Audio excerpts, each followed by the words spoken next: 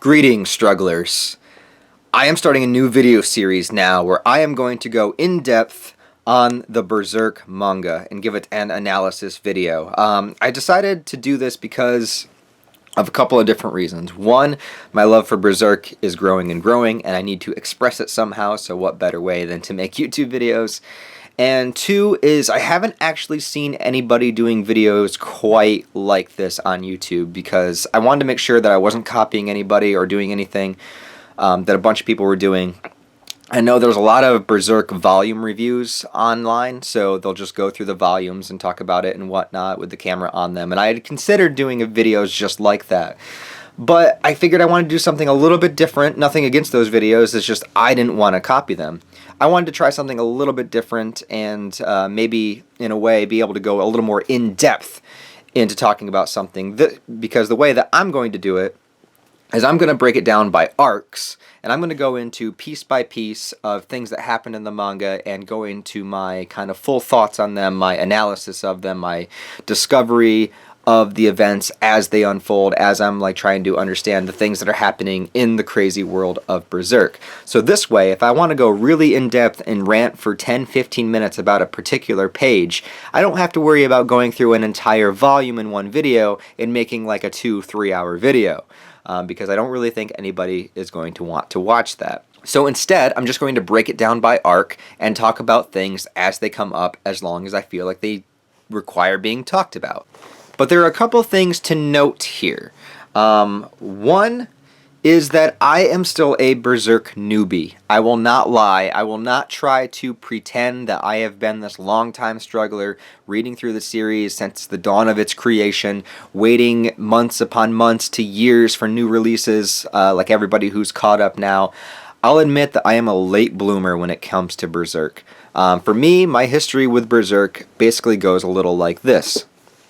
I was aware of its existence for quite some time. I remember back when I was renting, Ghost in the Shell and Ninja Scroll Akira from video stores. Yes, video stores. That's how long ago. I remember seeing ads and commercials for BERSERK. I think it was part of the manga video, like collage, music montage that they did for their trailers, for their videos and whatnot, for their anime that they were releasing. So I remember seeing bits and pieces of things of BERSERK, and I knew that it had to do with a medieval setting. I knew it had to do with a guy with a gigantic sword, but that's about it. I never saw enough previews or ads for the anime to really make me seek it out. Plus, I don't think I had any way to watch it back then.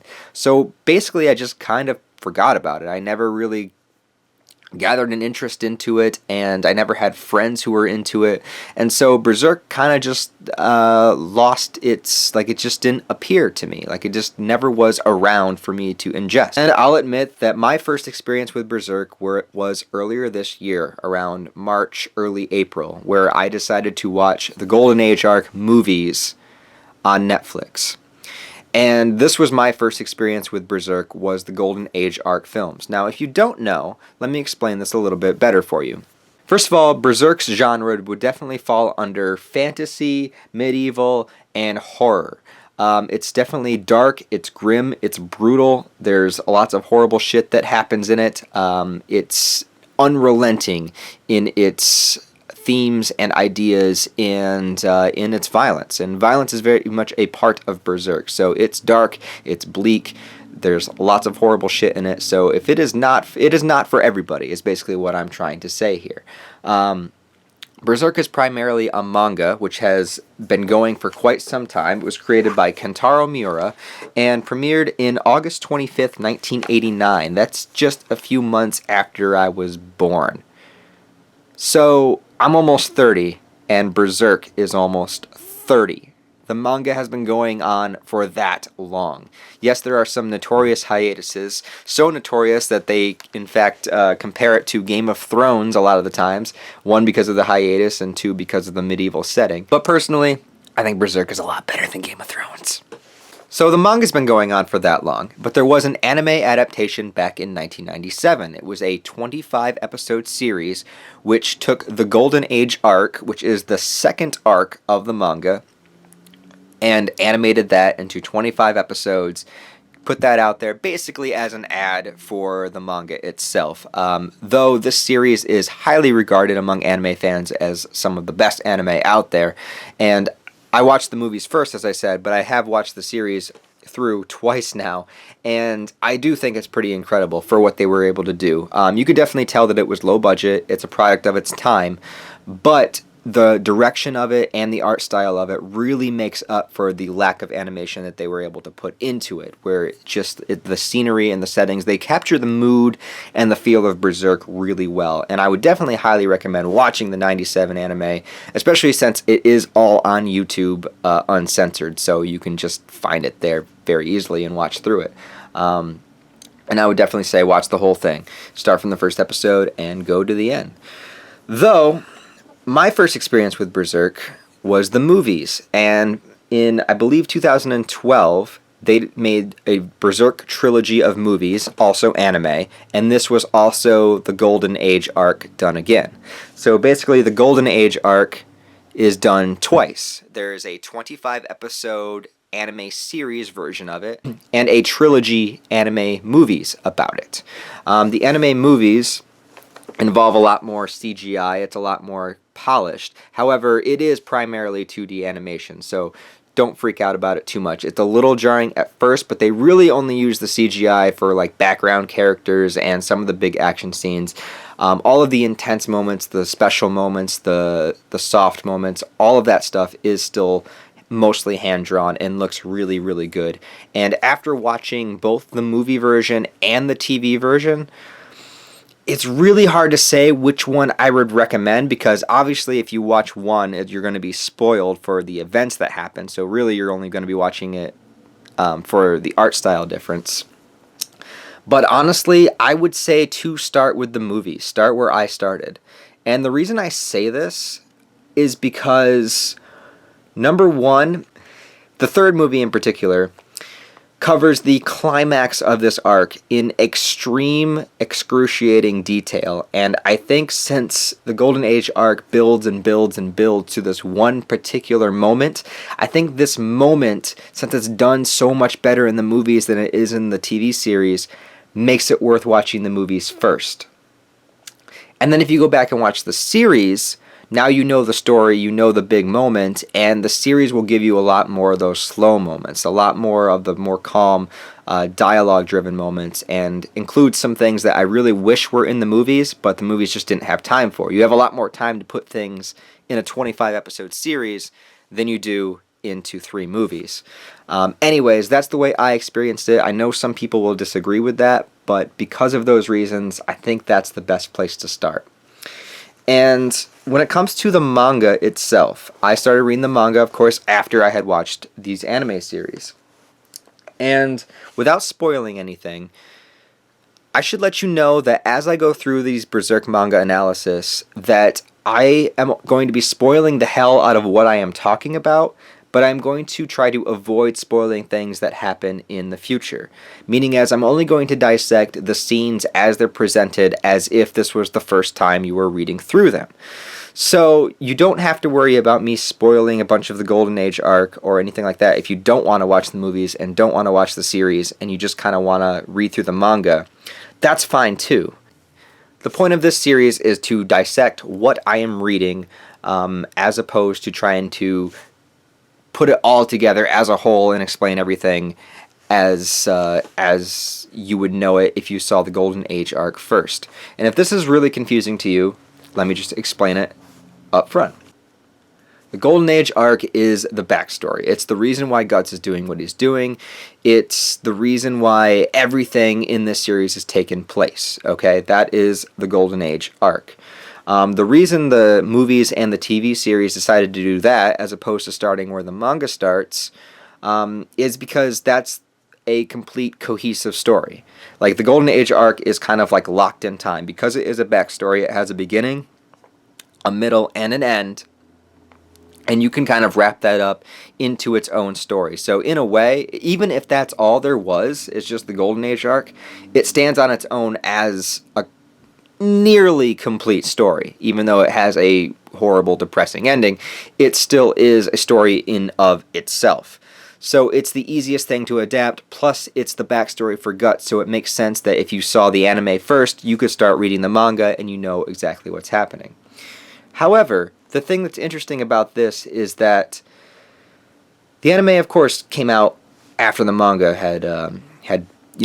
have been in a stride, So, the way that Kentaro Miura, the author, had intended Berserk to be digested is to start with, of course, Volume 1, which is the Black Swordsman arc. Now, starting Berserk from Volume 1 after having already watched those, I have a completely different context of reading the Black Swordsman arc than if I were to just read that on its own. And this is what's very difficult to get my mind into that place, trying to read this as if I didn't know what happened in the Golden Age arc. Because the Black Swordsman arc on its own is pretty good. I think it has a rocky start, but really catches its stride and flows into the Golden Age arc very, very well. But since this was the way it was originally intended to be consumed, I think it spoils some of the things about the Golden Age arc that I found really shocking and surprising. Almost to the point where I would want to recommend definitely watching the anime before reading the manga because of these reasons. And I know some people disagree on that. Some people believe you have to start with the Black Swordsman arc. Some people think you gotta watch the Golden Age arc first. But my main gripes about starting with the Black Swordsman arc, I have two major gripes about it.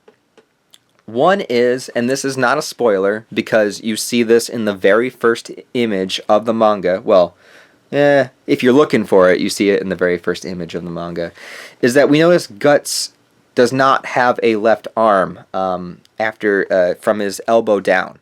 His left arm has been removed, and instead he has this kind of crossbow cannon on his arm.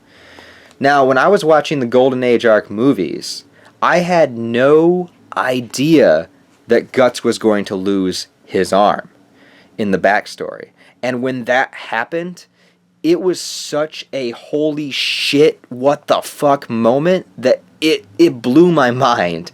And I had no idea it was going to happen. Remember, I knew nothing about Berserk when I watched the Golden Age arc movies. I knew nothing about it. So the way that it happens and how it happens and everything leading up to it, the way that Guts loses his arm, I had no idea whatsoever. And yet it's shown here right in panel 1 of the Berserk manga that Guts doesn't have a left arm. And I feel like that kind of ruins some kind of shock value for when it happens. Now there's plenty of other shock value going on, but I feel like that loses something. The second thing that bugs me about starting with the Black Swordsman arc, I'm not going to talk about until I get a little bit further into it, but it also ruins the backstory of, ruins a bit of the backstory about one of our main villains. And if you know Berserk, you know exactly what I'm talking about. However, since this is where Miura had intended the story to start, we're going to start here. And now after all of this ranting and rambling about my introduction to Berserk, we're going to finally get into the manga. See, this is why I'm breaking it down into parts and not doing entire volumes. Anyways, let's get started here. Oh, one final note is I'm not going to show every single page in the manga and talk about it because, one, I think that would be copyright infringement, and two, that's just way too many pictures and images to try to load up and edit into this video. So I'm going to show particular images and then talk about the events surrounding those images. And maybe the format of these videos will change as I'll go on. Maybe in some, I'll just have the camera on me and not do just straight images. I'm not really sure yet. I'm going to get a vibe for how I feel like doing these videos, and then we will get into that. So here, starting the manga, we got our opening panel here, the very first thing we see of Berserk. If we know nothing about this, we open the book and we just see our introduction to our main character, Guts. And Guts is fucking some girl. The girl turns out to be a demon, though, and then Guts shoves his cannon into her mouth and blows her away. This is a very interesting way to start a story. I don't know if I particularly love this introduction to Guts because I think it is a little bit out of character. However, Miura does kind of retcon this in a way, which I'm not going to spoil yet, to where this moment does kind of make sense as to why he would be doing this.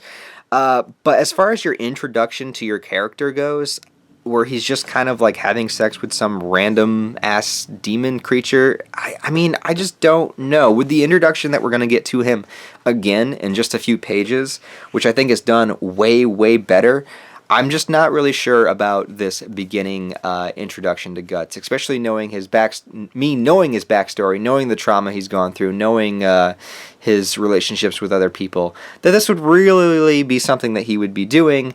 However, like I said, Miura does kind of fix this as it goes on. But I think what this is really intending to do is just to give you a kind of idea of what kind of world you're about to be experiencing going through Berserk. As in, this is very adult. There will be adult themes. There will be monsters. There will be nudity. We will not be shy about showing you violence or about showing you nudity or sex. This is the world that it is. It's a primal, brutal world. And these are the things you're kind of going to get. So it's basically like a warning sign. It's basically before the story even starts, Miura is going to let you know, hey, this is what the story is like. There's going to be stuff like this in here. And if this is not for you, now is the time to check out. Next, we go into a tavern and we get introduced to this character of Puck. Puck is a little fairy, or a little elf. Fairy? I mean, it's quite obviously what we would call a fairy. I don't believe this is a mistranslation of any kind, so I guess this is just what Miura wants to call an elf.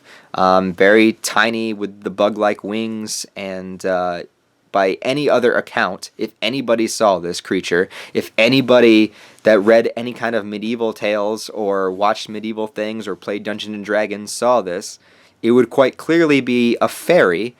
But here, it's an elf. Okay. Well, this little girl elf Oh, wait. Puck is a dude?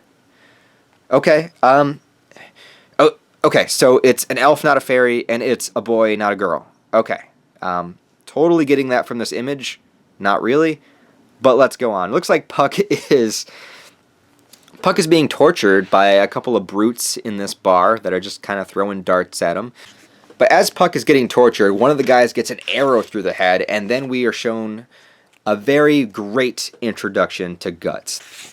So Guts comes out, he says he's going to mess up the shop a little bit, and then as the dudes try to attack him, he pulls out his giant-ass fucking sword and slices a dude right in half. This is a great introduction to Guts, because we see his demeanor, we see his weaponry, and we see how he carries out ruthlessly what he does. Guts is not a guy that's going to go up to you and say, hey, you better knock it off or else. Guts is just going to come up to you and rip you in half with his giant-ass sword.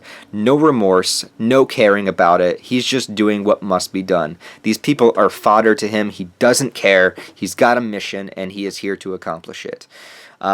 It makes you wonder, even if right here in the beginning, even before Guts even begins to speak, if he is actually meant to be a good character. And as we'll find out in the world of Berserk, there really is no good and there really is no evil. There is just human beings. But let's talk about the sword for just a second. One of the key staples of Berserk is this giant sword that Guts has. And there's lots of different things online saying how long the sword actually is and how much it weighs. And to be honest, with the art style and everything, it seems to change size depending on the perspective that we're looking at it. Though you can't knock Miura's art whatsoever because it is pretty gorgeous. And of course, there's the epic quote, "It was much too big to be called a sword. Massive, thick, heavy, and far too rough. Indeed, it was like a heap of raw iron." Guts leaves one of them alive, enough to say that he is the Black Swordsman, and to let them know that he is in town looking for someone. The Black Swordsman. Ah, yeah, you mean from Sword Art Online? No, just kidding. We will never talk about that show here. So far we know Guts is a wanderer. He's calling himself the Black Swordsman, and he is here to find somebody or fight something. Alright, sounds good. At least he saved Puck, except he didn't take Puck with him whatsoever, so it kind of seemed like saving Puck was just an afterthought, though he did go out of his way to attack here and now. So you get the idea that maybe Guts actually wanted to save Puck, or maybe he just saw his opportunity while these guys were distracted to start fighting. We're not really too sure yet. Anyways, Puck starts to follow him and ask him a bunch of questions. Puck introduces himself, and Puck basically, he does a couple of things. One is he lets you know that this world is full of creatures, full of different creatures, because we did see one demon already. Now we're seeing an elf, and it lets you know that humans are not alone in this world. How common these creatures are, still up for debate at this point, but it lets you know that they are there. And also, Puck asks the questions that the audience wants to ask. Puck basically plays the role of the audience while trying to watch or read these chapters. And he also serves as a counterpoint to Guts' personality, where Guts is cold and silent and, let's just face it, a giant fucking asshole. Though he has reason to be. I'm not saying he doesn't. We'll get there.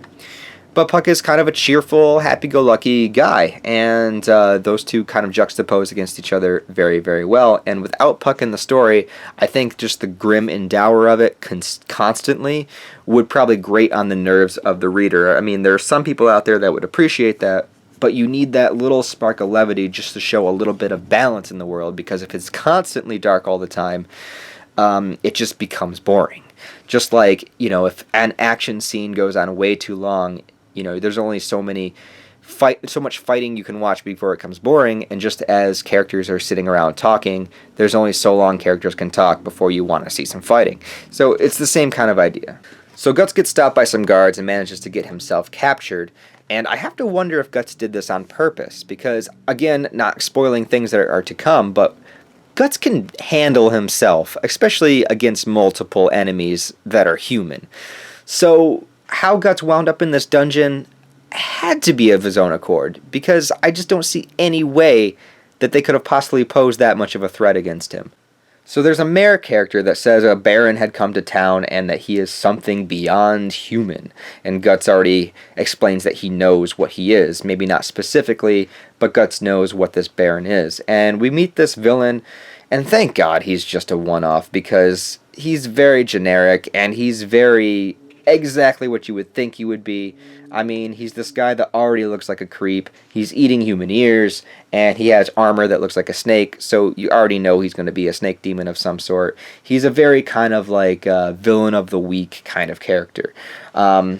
Basically, his role here is just to show, coming up, what actually he is, what Guts can do about it, and how Guts will go about doing this. Guts then has a weird vision of a small demon creature, but then wakes up to see Puck in his cell trying to rescue him. And of course, he doesn't want Puck to get near him. He doesn't want him to touch him. Puck reveals that he has the ability to spread this kind of fairy dust, or whatever it is, that promotes healing. And he heals up some of Guts' wounds, and the two of them begin to talk a little bit, where Puck notices the brand.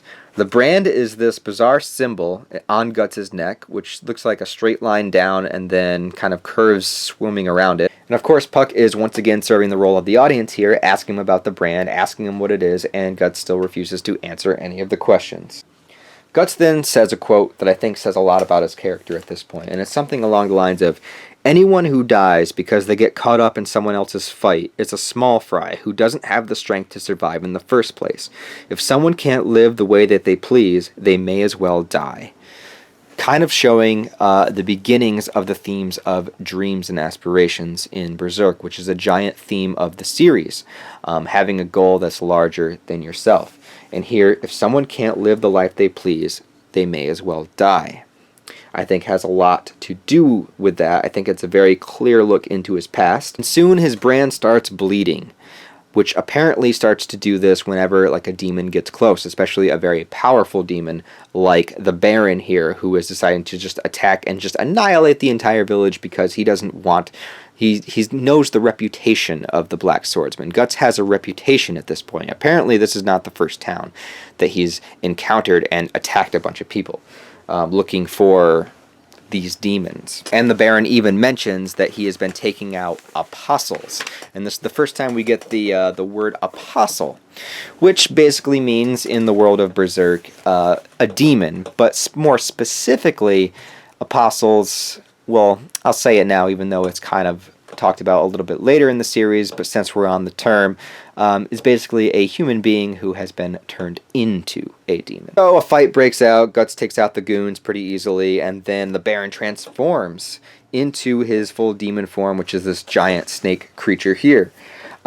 Very cool design, and I know I haven't talked about Miura's artwork yet in this video, and look, the only thing you can say about it is that it's fantastic. It's detailed to hell. It must have taken him so long to draw all of these images, and the fact that he's been doing it for so long. But the thing about it is that his artwork gets so much better as the series goes on. So as amazing as this is, kind of going back to it right now, and right now in the series I'm only just at the tail end of the Golden Age arc in the manga. It's just it's amazing how each volume just gets better and better and better. So the snake demon starts kind of kicking the shit out of Guts, and then right before he's about to deliver his finishing blow, Guts opens up his arm cannon and shoots the snake in the face. He then decides to cut it up with a sword, and then he just enjoys torturing this snake thing. He's shooting arrows into it, he's talking about it suffering, basically just really taking pride in destroying this demon creature. And it's kind of showing that Guts is just as malicious, just as fucking crazy as these demons in a particular way, even though he is 100% human. Guts also asks him about the God Hand and where that is, so we'll discover what that is as we move forward a little bit. And then, of course, he leaves the demon to burn as he leaves the town, which is on fire. And Puck looks at him and says, "Berserk! Ha! He said the title. That's funny." So this is where I'm going to end this video, this first part. And this first part does a really good job at showing Guts' standoff personality and his fighting abilities. Also that he's on a mission to kill apostles and find the God Hand. Though we have many terms, we have the brand, we have apostle, we have God Hand, it's left very vague, and the story itself is so far, dare I say, kind of generic. I mean, strong guy comes in, beats up the bad guys, ventures off. To me, it's not too memorable besides the anime adaptation. The very first episode of the series version kind of covers this chapter, which I thought was done pretty good. But so far, it doesn't even begin to touch the surface of what makes Berserk so great. So far, it's just okay. We have a premise-ish and two main characters.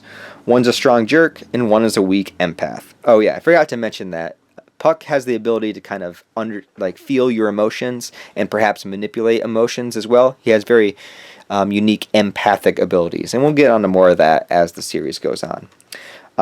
It's good to have characters that complement one another, but the differences between Puck and Guts is pretty on the nose. They're very polar opposites. So this is where I'm going to end this video, and like I said, I think it's an okay introduction. But the thing about it is there's nowhere to go but up from here. This is honestly, I think, probably the weakest Berserk is. And it's one of those series that just continues to get better and better, at least as far as I've read so far. So that makes me very excited to continue to talk about this, because it's only going to get more exciting and more interesting and brutal and emotional and depressing as we go on, and I can't wait to talk about it more. So let me know what you thought about this video, guys. Give it a thumbs up if you want, and I will be continuing my Berserk analysis as I just get a chance to make these videos and put them out. And if you like this, I'd appreciate it if you shared it with your Berserk friends, because I need more people to talk about this series with, because I don't have a lot of people I know that watch it or have read it, so I want to talk about it. And yeah, thanks a lot for watching, guys. Talk to you next time.